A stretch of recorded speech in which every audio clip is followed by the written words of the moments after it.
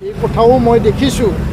মই আজি ৰাজনীতিৰ কথা ক'ব বিচৰা নাছিল, কিন্তু যোৱা 29 তাৰিখৰ BTC ছেক্ৰেটাৰিয়েট ঘটনাক লৈ পেলাই আৰু এই ৰিকমেণ্ডেশ্যন মানে বিধানসভাত হোৱাৰ পিছত আৰু যোৱা 4 তাৰিখে আমাৰ CC2ৰ লগত অসম চৰকাৰৰ গ্ৰুপ অফ মিনিষ্টাৰৰ লগত আলোচনাৰ পিছত এই সময়ছোৱাত আমি অতিকে দুখ পাইছোঁ আৰু দুখো প্ৰকাশ কৰিছোঁ যে BTC ছেক্ৰেটাৰিয়েট যি ঘটনা সেইটো অনাকাংক্ষিত, কোনেও সেইটো ভাবা নাছিল আৰু হোৱাটো উচিত নহয়।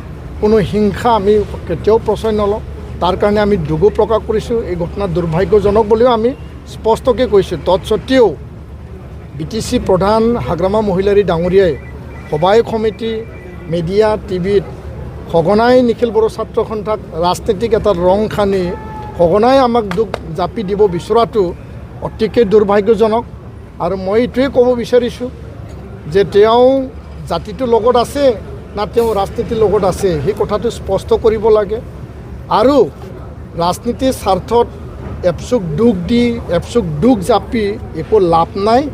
এটা কথা মই স্পষ্ট কৰিব বিচাৰিছোঁ যে ৰাজনীতিৰ স্বাৰ্থত আহোম সেনাপতি বদন চন্দ্ৰ বৰফুকনে যেনেকুৱাকৈ মানসকলক মাতি আনি নিজৰ জাতিটো নিষেধ কৰিছিল, এই তেখেতৰ কথা কাম মন আজি একেই দিশত গৈ থকা আমি দেখিবলৈ পাইছোঁ। ছাত্ৰ ছাত্ৰীসকলে, ইউনিভাৰ্চিটি কলেজৰ ছাত্ৰ ছাত্ৰীসকলে নিজৰ ভৱিষ্যতলৈ সজাগ আৰু তেখেতে সঁচাসঁচিকৈ NOC দিছিল না নাই সেই কথাটোৱে ছাত্ৰ ছাত্ৰীবিলাকে জানিব বিচাৰিছে। আৰু তেখেতসকলে তেওঁলোকৰ চৰকাৰৰ দলে যোনটো কৈ আছে, মই কোনো চৰকাৰৰ দলৰ বিৰোধী নহয়, কিন্তু তেওঁলোকে যোনটো কৈ আছে এই কথাটো আমি স্পষ্টকৈ জানো যে তেওঁ এক্সিষ্টিং ট্ৰাইবেলৰ ক্ষতি নোহোৱাকৈ জনজাতিক কাকবাৰ দিয়াত অধিকাৰ দিয়াত আমাৰ আপত্তি নাই বুলি যোনটো কথা NOCত লিখা বুলি কৈছে, এইটো সম্পূৰ্ণ মিছা, এইটো মিথ্যা।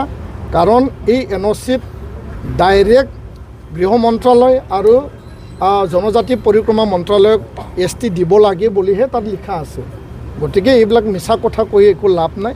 আৰু ইয়াৰ কাৰণে মই ক'ব বিচাৰোঁ যে এই জাতিৰ সংকট কালত, জাতিৰ অস্তিত্বৰ এই সংকটৰ মুহূৰ্তত আপুনি ৰাজনীতি কৰিব নালাগে।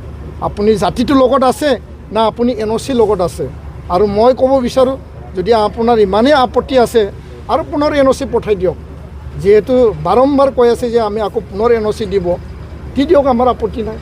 আমাৰ কাম, আমাৰ সংগ্ৰাম, আমাৰ ৰক্ষণাবেক্ষণ, আমাৰ ৰক্ষা কৱচ আমি কাম কৰি যাম। আৰু আপুনি ৰাজনীতিৰ স্বাৰ্থত যদি NOC দিব মন আছে তেতিয়াহ'লে আকৌ দিয়ক, আমাৰ ক'ব লগা একো নাই।